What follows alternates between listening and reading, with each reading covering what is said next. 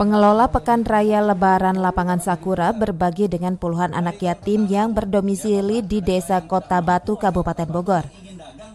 Kegiatan tersebut merupakan agenda rutin pihak pengelola pasar malam di setiap jelang pembukaan Pekan Raya Lebaran. Acara ini juga dihadiri tokoh masyarakat dan pihak pemerintah Desa Kota Batu.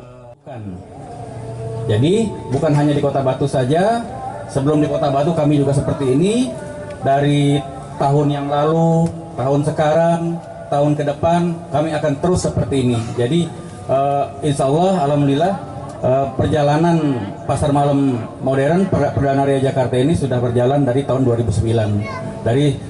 Dari tahun 2009 kami selalu menyisihkan 2,5% buat kaum duafa, fakir miskin yang tidak mampu. Selalu kami bagikan tiap bulan. Dari Ciamas, Kabupaten Bogor, Mande Jajar melaporkan.